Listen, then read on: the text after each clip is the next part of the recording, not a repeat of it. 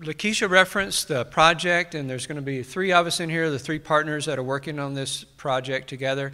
And one of them, of course, that I'm just going to be speaking about is mostly the objective that the Soil Health Institute is leading. But again, we're doing our best to integrate across the partnerships is our approach for evaluating soil health measurements or indicators. There's a question on that this morning, and I'm going to try to get to the answer to that too. We know why it's important to measure, right? You can go through the list of you got to know what your current state is, you got to know if you're making progress, you know, these measurements can tie into environmental goals, and kind of down what Sheldon said too, you cannot manage what you cannot measure. Here's my assessment of kind of the current situation in regarding to soil health indicators and measurements. Maybe not everyone will agree with this, but this is mine. There are a lot of chemical and physical measurements that are really well established. We generally refer to those as tier 1 measurements. Things like pH and nitrogen and phosphorus, you know, things we've been using for decades, or some of them even much longer than that. There are many different biological measures, but generally more limited evaluation of those. And we think this is really a true opportunity for us, getting into these biological measures, really understanding that living component of the soil. You know, some of those have been, you know, evaluated like in one region but not another, or one system versus another, and that's why we say it's kind of more limited evaluation. They need more. There are a number of evaluation programs that exist, but they generally need testing and scaling up. Some of the programs like that, when I was referred to program, I'm talking about the Cornell Soil Health Test Program or the Haney Test, or was referred to as SMAF. In many cases, they've been done in one part of the country, maybe not another. I would have to think that even the authors of those would agree that there needs to be additional evaluations in other regions. And again, this is my opinion, but in my opinion, none of them really have been able to quite relate to all those drivers of adoption that we know are there, the economics, the yields, these ecosystem services. And there's no wonder why, right? It's because of all these variations in soils and climates and management systems and production systems, and how that and all influences the interpretation. What's the right pH for blueberries or different pH for corn? I mean, you know, and then when you add basically the myriad of complexities there and all the iterations of those different components of that complexity, there's no wonder that, that we're kind of where we are. And so we've kind of taken a step back and said, what we really need is a very strategic, nationally, if not continentally, coordinated approach. And so we were very fortunate to receive funding for this particular project. I will say that I want to give credit where credit is due also, in that General Mills, Jerry Lynch, the gentleman you saw, VP from General Mills here this morning, he's the one that invited our 3 organizations together and said, you know, General Mills is interested in this. What can you all do together? Can you play well in the sandbox? And we were like, yeah, you know, we started looking at each other like, well, we're kind of, you know, we're focused on a lot of things, but yeah, we kind of think we have something to bring in the measurements area. You know, the Soil Health Partnership, you'll be hearing from them that, you know, a big strength of theirs is in on-farm, you know, research and demonstration sites. So now we're talking about bridging research with on-farm, right, just with those 2 groups. And then TNC has this great network of really, you know, reaching out to the general public and to perhaps the non-operator landowners, what's traditionally been called absentee landowners. And so it's like we started looking at the opportunities. We're like, yeah, we need to try to do this. So General Mills, you know, they ponied up $2 million, which gave us that opportunity to go to FAR, and because of the leveraging requirements that they need, and then bring in other partners to make up the rest of that additional match. I wanted to just let you know kind of how all this kind of came together. Now, I'm just going to kind of back off of the partnership discussion right now and let the other partners come up and visit with you about what they're doing. But, and just focus a little bit on what we're doing for evaluating soil health measurements. So, in general, at its most basic level, our approach to this is to evaluate all these different soil health indicators on long-term agricultural research sites. And the reason for that is that these are sites that have a long documented history of all their management practices. They've not been changing all the time unless it's part of the design. And speaking of design, these are also the sites that have that appropriate experimental statistical design that is going to allow us to evaluate all these different measures and come to the appropriate statistical conclusions as to whether or not these indicators are effective at determining differences in these soil properties. And now a huge opportunity is that some of these sites have also been measuring greenhouse gas emissions, carbon sequestration. Some others have been measuring runoff water quality. Okay, and so now you have that opportunity to think we might not only be able to evaluate the usefulness of these indicators, but also then relate them to those ecosystem services. We can address one of those additional drivers, you know, that's needed in the marketplace, like that General Mills to meet their carbon goals and other people to meet their water quality goals and stuff like that. We might be able to, you know, address some of that. So we've started this, and I'm going to give you just kind of a very brief progress report. This is a list of Tier 1 soil health indicators. Those are the ones that hopefully nobody argues over. Many of them have been used for many, many years. And I also want to reference and acknowledge that this is something that, like, the Soil Health Institute has not done on their own. We've not done it, you know, just in a vacuum. A lot of these in particular came up through that soil renaissance effort that Bill Buckner described this morning, where many different stakeholders came together, sponsored by the Noble Foundation, Farm Foundation, but scientists from NRCS, ARS, many different universities, private soil testing labs, others, consultants, you know, they came together for multiple workshops and came up with things like this, with this list that now we've, you know, adopted. Things, I don't think there's anything on there that would probably surprise any of you that are in the soils or agronomy world. Kind of the general soil test values, but then maybe on the bottom left corner might surprise you a little bit. The short-term carbon mineralization, nitrogen mineralization, you know, those are just kind of an indicator, you know, of that biological activity, what's becoming available in terms of nitrogen availability from the organic form to inorganic plant available form. Physical, you know, it's probably nothing jumps out at you there. Available water holding capacity, it's not easy to do, but it's critical. Things like infiltration rate. It's definitely not easy to do, but we may not be able to do them on all these sites that I'm going to describe to you because of the time required, but we're going to do the best we can with the resources we have.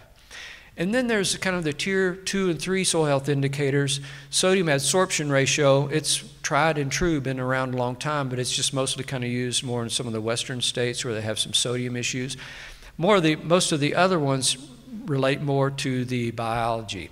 Some of the enzymes, soil protein index, active carbon, PLFA, LFAME, and then the genomics and reflectance. The genomics is something that, you know, in so many of these, I would say, even PLFA, more and more soil testing labs are now, you know, developing soil health tests, but if their PLFA is X versus Y, do we really know if Y is that much better? You know, I don't think we do. But some of the genomics work, it's generally where it's called a field metagenomics, where they basically can understand the microbial communities and species that are there, but it doesn't really tell you a heck of a lot about what they're doing. Maybe some previous studies, you know, indicate what those things are doing. But there's a whole new area called metaproteomics, where they actually study the proteins, and that's an indicator of what those functions are in the soil. And so that's a new area. It ain't cheap. It's not something that we're going to be able to do on every single plot. So we're going to have to be strategic about that and hopefully be successful at bringing in more funding for it. And then there's those soil health management programs. We also want to look at these, at all of these sites that I'm getting ready to describe to you. The Soil Management Assessment Framework, the Cornell's test, and what's called the Haney test. So another part of the progress is that we did bring in a blue ribbon panel of scientists to identify, and they told us they recommended particular methods for 31 different measurements to be evaluated in this project. Missing, unfortunately, from this picture is the guru, Doug Carlin, who really helped us out. I don't know where you were. You were like taking a call from the Pope or something. I don't know where you were, Doug, but... I get, yeah. So, but he wasn't there. But it was a mixture of scientists from ARS, private labs, NRCS, universities, and several other folks are there, and we're really appreciative of that help. And then another progress step we made is that we have issued requests for applications to participate in this, meaning people with these long-term agricultural research sites. And our scope is North America, US, Canada, and Mexico. And we've been very fortunate to get quite a bit of people to apply and to send in information about their sites. As of July 20th, we had 121 applications of long-term sites, and so we've developed a GIS of these, and this will really kind of help us organize. It'll help us kind of select which ones are the most, critical. We're extremely excited to have 10 sites in Mexico, to have 19 offered in Canada. Not all the selections are made yet. I want to be clear on that, but we have, a real opportunity here, in my opinion, because you can think of not only the precipitation gradients, temperature gradients, production systems, differences in soils. That's a pretty dead-burn good start in terms of the spread that you want for evaluating the utility of 31 different soil health indicators, right? So this is like, like Google Earth. You just kind of zoom in and zoom in and zoom in, and I'm not running the risk of running this live, but like if you look at the number 14 in Iowa, if you were to zoom in on that, then those would start spreading out to 14 different points eventually, and you would end up finding a spot like this, that shows you all these long-term sites that are at that point in the earth. Now, what's even more informative is that we've gave people that when they applied a long list of things that we wanted to know. When the study was put in place, what the treatments are, what the how many replications, what type of measurements they've been making, who the principal contact is, what that individual's phone number and email address, and what the mean annual precip is, mean annual temperature, latitude, longitude. The list, goes on and on. And so it's going to be a really valuable piece of information for helping us kind of stratify or organize these into which ones we want to sample. We can, do certain searches with this GIS, and by the way, this GIS will be released in the public domain once it's complete. Right now, it's got some cleaning up. Some words misspelled and stuff like that, and we want to make things a little bit more user-friendly with some of it. But eventually it will be released in the public domain for everyone to benefit from. And so that everyone will know when they're writing a grant proposal, for example, that some granting agency is asking for a regional effort. Well, you can pull this right up and say, what do I have in my region that I might be able to, coordinate with, partner with? We think it can be really helpful for the greater scientific and soil health community. But just on the left, you see, it's kind of we sorted out of that 121 sites, 62 of them are tillage treatment types of comparisons. Another 42 are cover crop. And then we can even sort by, tillage and cover crop. And so, you can, there's different things that you can look at. And I also want to emphasize we're not just looking at cropland. We're looking at rangelands, pasture lands.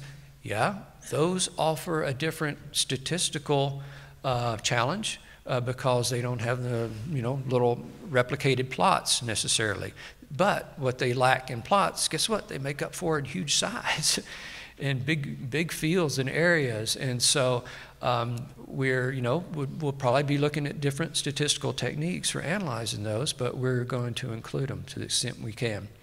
We also held a technical panel that went through all 121 of those sites that have been submitted. They just did this a couple weeks ago, one by one, studying every one of them, and then making a recommendation to us as to which ones they think would bring the most value and be the most useful for evaluating these soil health indicators.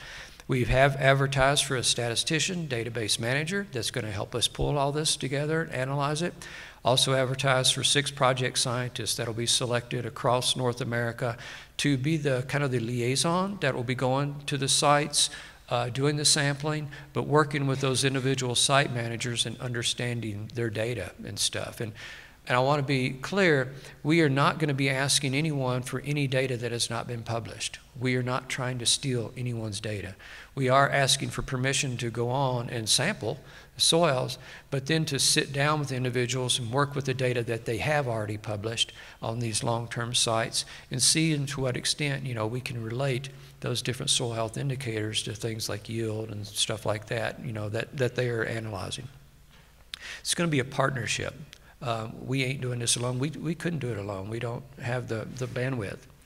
So some of the next steps, we are hopeful to get some additional long-term site applications, you know, coming in. We are very, very light on some of those that measure greenhouse gas emissions and those that measure water quality, runoff water quality. We know they are there, but we've not been able to receive some of those yet, and so we're hopeful to be able to get some of those in the next couple of weeks so we can make our site selections, because we obviously need to start really setting out to develop these partnerships. And you know, relationships don't happen quickly and overnight, and so we need to really kind of start on that. We'll be holding planning workshops for all the principal investigators that are selected. We'll be issuing requests for applications and eventually award a contract to one or more laboratories for doing all the analysis. We can't have a half a dozen labs spread out because of the variability we will, you know, inject, I should say, by going that process. So I do think it probably will be more than one, because I think it's unrealistic to think that a lab that traditionally does NP and K would also do all the genomics work, for example. You know, so we may end up with 2 or 3. We'll see where we go there. We'll be filling the statistician and project scientist positions. We expect to do that this fall. And decide on and develop our database. When I say decide on and develop, there are some out there. Again, we're not about trying to reinvent something. There are some good ones out there, and we think, you know, that offer great opportunities. But at the Institute, we're starting to amass some things that it's incumbent upon us to also think about our greater platform to where we can be the best service to you all and others. And so, you know, like you heard about the research landscape tool, and some other things that we're posting on there. We just we don't want it to become a spider web of complexity. We want it to, you know, kind of have that uniformity that it needs and the right look and feel that it needs, so people don't feel like that they're, you know, chasing their tail when they go on. Then, of course, we'll be planning, organizing, and training, you know, a lot of the folks we're working with at these long-term sites, as well as the people that we hire. You know, we're going to have some internal training and stuff. And you can imagine a lot of the importance of the individuals selected will be technical, but also will be relationship skills. And arrange for sample storage. So I mentioned we don't have enough money probably for doing genomics analysis on all these, but man, what a shame, right? So at a minimum, we're going to invest in some cold storage coolers, like -80 degrees centigrade, and so that if additional funding can come along to allow more complete analysis of the genomics of those samples, or 5 years from now, some new technique comes along, well, then we'll have the sample stored. And so we're trying to think ahead in that manner too. And then we're going to start sampling in early 2019. Of course, we'll start in the south and work our way north, you know, as climate will allow. So that's just kind of a quick overview of our approach. I realize I'm not showing you data. We don't have the data yet, but this is kind of just to inform you kind of our approach and our progress we're making. I would like to also invite, if you've not gone to the Institute site and signed up to receive newsletters, emails, and stuff like that, please do so. It's very easy to do, and I guarantee you we won't bug you every single day with an email, or we won't be asking you for money. If you want to send some, that's okay. But but we won't be doing that. We're not a hard sell there. And if you like those pictures, make sure you come to the dinner tonight. Jim Richardson, photographer, we're fortunate enough to have an agreement with him, and he was kind enough, courteous enough to let us use some of these pictures where he incorporates people, you know, in their job with soil. Thank you very much.